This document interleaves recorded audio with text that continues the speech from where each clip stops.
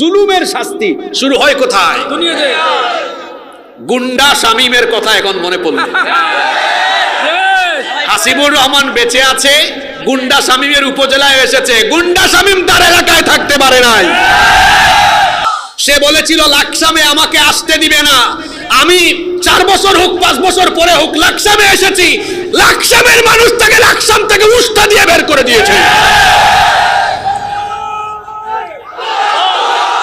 আল্লাহ তাআলা সূরা বুরুজে বলেছেন, ইন্না বাতশা রাব্বিকা লাশাদীদ,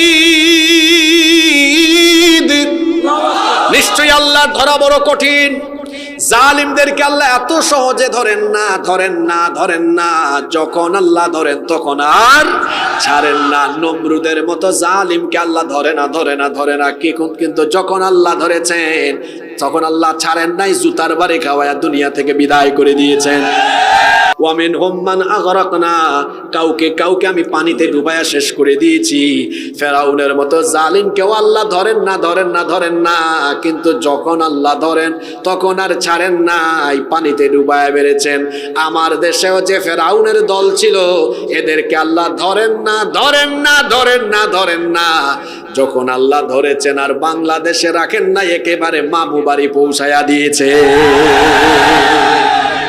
সম্মানিত ভাইয়েরা, পৃথিবীতে কোন জালিম শান্তিতে মরতে পারে নাই, কোন জালিমের বিদায় সুন্দরভাবে হয় নাই। আমার দেশে 15 বছর যারা আলেমদের চোখের পানি ঝরিয়েছে, যারা মানুষের উপরে জুলুম নির্যাতন করেছে, তারা চোরের মতো দেশ থেকে পালিয়ে গিয়েছে।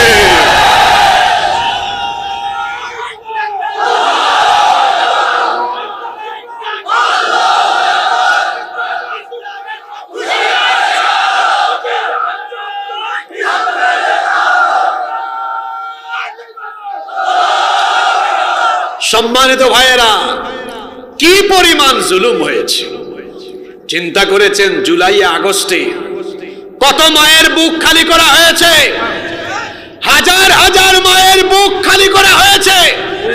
নিরপরাধ মানুষকে অপরাধী সাজায়া হত্যা করা হয়েছে। এই কোরআনের বাগানের রূপকার যাকে বলা হয়, কোরআনের কিংবদন্তি খাদেম শহীদ আল্লামা সাঈদীকে তারা জেলখানায় চিকিৎসার নামে হত্যা করেছে। যারা শহীদ আল্লামা সাঈদীকে চিকিৎসার নামে খুন করেছে, জুলাই আগস্টে হাজার হাজার মায়ের বুক খালি করেছে, এই খুনেদের কোনো ক্ষমা নাই, কোনো মাফ নাই।